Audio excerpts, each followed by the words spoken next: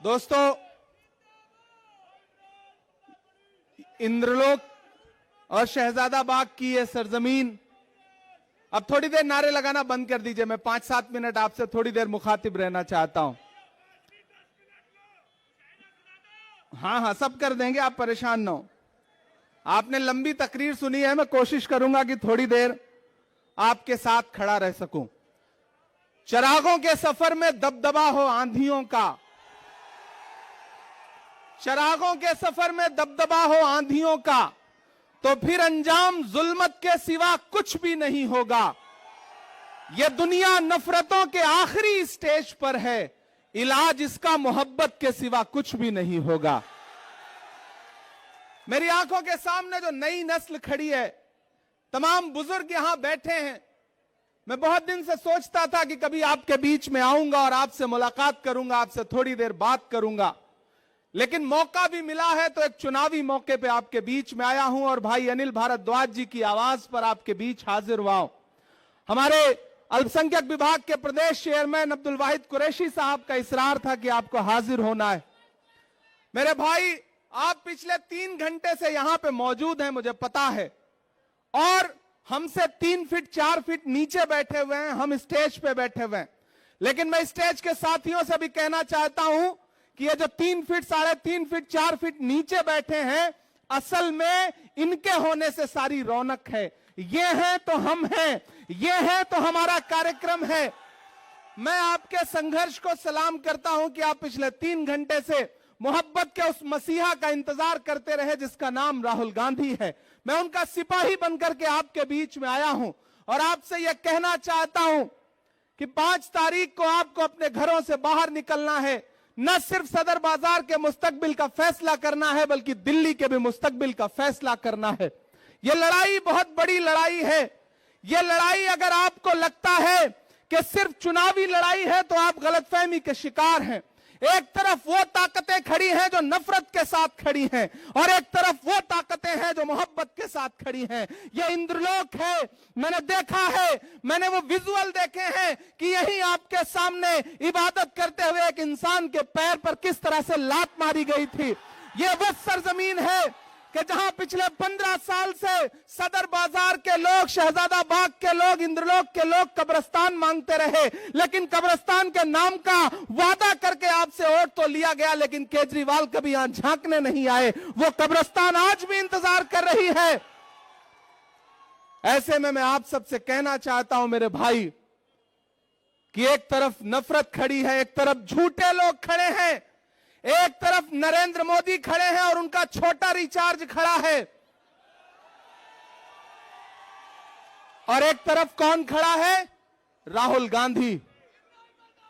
इस देश में आने वाली सदियों में जब भी नफरत और मोहब्बत को तराजुओं पे तौला जाएगा तो यह कहा जाएगा कि जब पूरे मुल्क में नफरत उफान पर थी तो एक शख्स दिल्ली में खड़ा हुआ और उसने कहा कि मैं कन्याकुमारी से कश्मीर तक चलूंगा 4000 किलोमीटर, अपने पैर के छालों की परवाह नहीं करूंगा।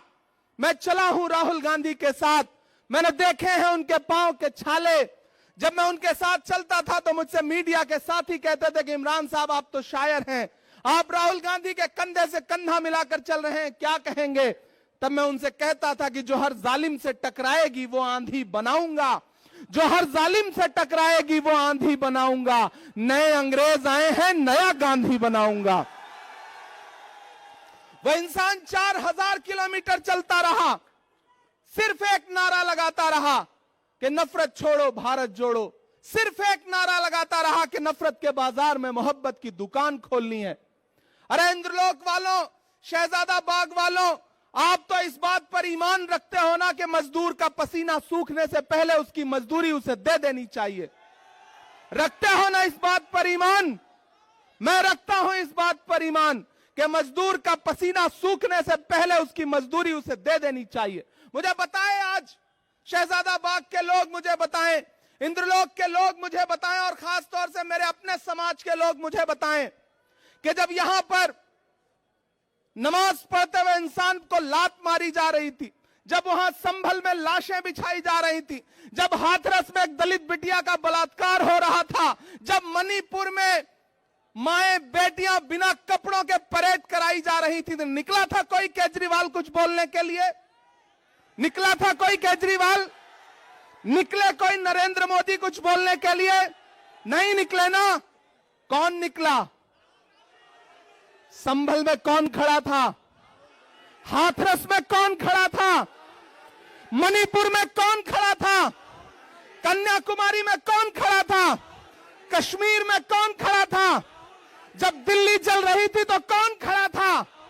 अगर आपके हर मुद्दे पर राहुल गांधी खड़ा है तो फिर वोट अगर किसी बहुरूपीय को देंगे तो ये आप अपने जमीर के साथ नाइंसाफी करोगे। मैं अनिल भारद्वाज जी के लिए आपसे आज अपील करने आया हूं और आपसे यह कहने आया हूं कि याद करो 2013 की दिल्ली, याद करो 2014 की दिल्ली, जब एक नाटक शुरू किया गया था यहां पर और आरएसएस के लोग, भाजपा के लोग पीछे से उस नाटक की पैरवी कर रहे थे, सारा स्पॉन्सरशिप आरएसएस कर रही थी। और जब सरकार बन गई, राजनीति में आ गए तो आज सब गायब हैं। मैं तो पूरे देश में जाके शेर पढ़ता हूं कि भारत मां की आंख के तारे कहां गए, भारत मां की आंख के तारे कहां गए, आरएसएस के राज दुलारे कहां गए, अच्छे दिनों की तरह उन्हें भी खोज रहा कोई, बताए अन्ना हजारे कहां गए? सब गायब हो गए और ये बहरूपी अपने शीश महलों में घरों के अंदर दुबक के बैठ गए। केजरीवाल जी आएंगे आपके बीच में प्रचार करने तो उनसे पूछना कि जब दिल्ली जल रही थी तब क्यों नहीं आए हमारे बीच में, आज सुरक्षा लेकर के हमारे बीच में आ रहे हो। केजरीवाल की खांसी बंद हो गई, पूरी दिल्ली को खांसी आने लगी। इसलिए मैं आपसे कहना चाहता हूं साथियों कि अनिल भाई आपके बहुत शानदार प्रत्याशी हैं, राहुल गांधी जी ने इन पर भरोसा किया है। मैंने आपसे कहा ना कि आप तो इस बात पर ईमान रखते हो कि मजदूर का पसीना सूखने से पहले उसकी मजदूरी उसे देनी चाहिए।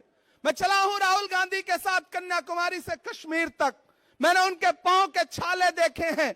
मैं उन पांव के छालों की याद दिलाते हुए आपसे कहना चाहता हूं कि अगर इस बात पर ईमान रखते हो कि मजदूर का पसीना सूखने से पहले उसकी मजदूरी उसे दे देनी चाहिए, तो मैं आपसे राहुल गांधी की मजदूरी मांगने आया हूं।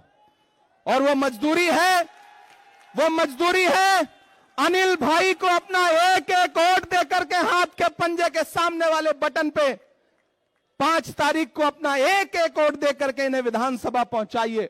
आपका दिया गया एक एक वोट सिर्फ अनिल भारद्वाज को नहीं मिलेगा, मोहब्बत के उस मसीहा को मिलेगा जिसका नाम राहुल गांधी है। आपका दिया गया एक एक वोट सिर्फ अनिल भारद्वाज को नहीं मिलेगा, इस देश में डॉक्टर बाबा साहब अंबेडकर के संविधान के सबसे बड़े अगुआ मल्लिकार्जुन खड़गे जी को मिलेगा। आपका अनिल भारद्वाज को दिया गया एक एक वोट सिर्फ इनको नहीं मिलेगा, इस देश में महिलाओं की सबसे बड़ी आवाज प्रियंका गांधी जी को मिलेगा। आपका दिया गया एक एक वोट सिर्फ अनिल भारद्वाज को नहीं मिलेगा, इमरान प्रतापगढ़ी पे आपका एहसान होगा, यह कहने के लिए आपके बीच में आया हूं। और आपसे गुजारिश करता हूं कि इस बड़ी लड़ाई में आपको चुनना पड़ेगा। और अकलियत के लोगों, खास तौर से मेरी एक बात सुनना और जाना, तो रात को जब सोने लगना अपने तन्हा कमरों में, तो याद करना कि एक 35-36 साल का लड़का आया था, एक बात कह करके गया। आप पिछले 3 बार से केजरीवाल को वोट देते आ रहे हो, लेकिन जब जब आपको जरूरत पड़ी केजरीवाल कहीं नजर नहीं आए। क्यों? क्योंकि उनको पता है कि आप थोक के भाव वोट दे दोगे। मैंने एक फिल्म देखी थी, उस फिल्म में एक डायलॉग था कि आग को पानी का डर बना रहना चाहिए।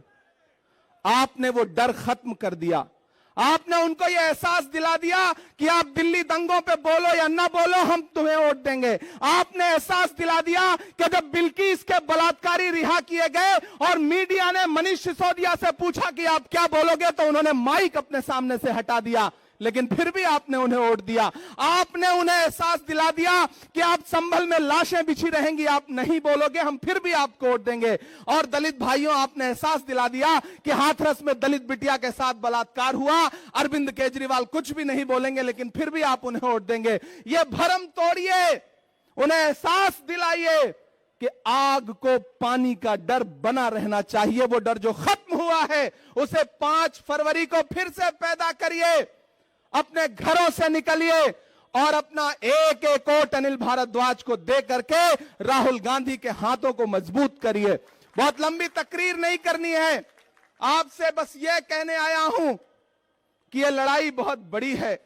यह लड़ाई नफरत और मोहब्बत के बीच में है। एक तरफ वो लोग खड़े हैं जिनके नारे हैं कि बटोगे कटोगे, मंगलसूत्र छीन ले जाएंगे, भैंस खोल ले जाएंगे, और एक तरफ कौन खड़ा है जिसका नारा है कि नफरत के बाजार में मोहब्बत की दुकान खोलनी है। मेरी नई नस्लों, एक इंसान जो बिना डरे हुए इस देश के हाकिम की आंख से आंख मिला करके बोलता है, इस देश में संविधान बचाने की लड़ाई अगर सबसे बड़ी कोई लड़ रहा है तो उस शख्स का नाम राहुल गांधी है। हम सब उसके सिपाही बनकर के आए हैं। मैं कोई बहुत लंबी तकरीर नहीं करूंगा, सिर्फ 4 मिसरे पढ़ूंगा, वो हक भी पूरा हो जाएगा जो आप सुनना चाहते हैं। माइक थोड़ा बेहतर कर दें। कहां है माइक? थोड़ा बेहतर कर दें। नहीं हो सकता? जैसे अरविंद केजरीवाल की खांसी सही हो गई वैसे माइक भी सही हो सकता है भाई, थोड़ा सा बेहतर कर दें अगर हो सके तो। मैं सिर्फ 4 मिसरे पढ़ता हूं साथियों। कि खौफ नहीं जिसे, थक तो नहीं गए? नया पाने की चाहत में पुराना छूट जाता है, तुझे अपनाऊं तो मुझसे जमाना रूठ जाता है। मोहब्बत पढ़ने लिखने में बहुत आसान है, लेकिन मोहब्बत को निभाने में पसीना छूट जाता है। मुझे पता है आप पिछले 3-4 घंटे से यहां मौजूद हैं, राहुल गांधी जी का इंतजार कर रहे थे, लेकिन पिछले 4-5 दिन से ऐसा लग रहा है जैसे उनको नजर सी लग गई हो, तबीयत खराब है। आप उनके लिए दुआ भी करें, वो सेहतमंद होकर के कल से पूरे दिल्ली में प्रचार के लिए उतरे। वो खुद आपके बीच में आना चाहते थे, लेकिन उनका संदेश आया कि इमरान आप जाइए, लोगों से एक कहिए कि मैं नहीं पहुंच पा रहा हूं और मेरा पैगाम भी उनको पहुंचाइए। तो मैं आप सबकी तरफ से मैं चाहता हूं कि आपकी तालियों के साथ राहुल जी तक यह संदेशा जाना चाहिए कि खौफ नहीं जिसे मुरझाने का, हम उस गुल के साथ खड़े हैं। अगली जो लाइन है ना, वो लाइन आपकी तालियों के साथ पूरे दिल्ली की फजाओं में जानी चाहिए, अपने राजमहल में सोने वाले मोदी जी तक और अपने शीश महल में सोने वाले केजरीवाल तक, दोनों तक जानी चाहिए कि खौफ नहीं जिसे मुरझाने का, हम उस गुल के साथ खड़े हैं। खौफ नहीं जिसे मुरझाने का, हम उस गुल के साथ खड़े हैं। कैसा भी दौर आए लेकिन हम राहुल के साथ खड़े हैं। कैसा भी दौर आए लेकिन हम राहुल के साथ खड़े हैं। कल भी खुल के साथ खड़े थे, आज भी खुल के साथ खड़े हैं। कैसा भी दौर आए लेकिन हम राहुल के साथ खड़े हैं। सदर बाजार वालों, ये लड़ाई बुजदिलों और बहादुरों के बीच में है। एक तरफ वो बुजदिल हैं जो कभी आपके किसी मुद्दे पर नहीं निकलते, चाहे उन्हें झोली भर भर के वोट दिया हो आपने, और एक तरफ वो बहादुर खड़े हैं जिन्हें आपने वोट ना भी दिया हो तो आपके हर मुद्दे पर बिना अपनी जान की और बिना अपनी जिंदगी की परवाह किए हुए खड़े हैं। इसलिए आपको चुनना है कि आप बहादुरों के साथ खड़े हैं या बुजदिलों के साथ खड़े हैं। आपको फैसला करना है कि आप भाजपा और भाजपा के दोस्त केजरीवाल के साथ खड़े हैं या राहुल गांधी के साथ खड़े हैं। यह फैसला आपको करना है। यह मैं आपसे गुजारिश करते हुए आपसे विदा लूंगा और यह कहूंगा कि अनिल भारद्वाज साहब को चुनाव जिता करके असेंबली पहुंचाइए। मैं आपसे वादा करता हूं कि यही आपका शुक्रिया अदा करने के लिए इमरान प्रतापगढ़ी भी आएगा और राहुल गांधी जी भी आएंगे, ये हम आपसे वादा करते हैं। बहुत शुक्रिया, बहुत मोहब्बतें, आपने बहुत सारा वक्त दिया है।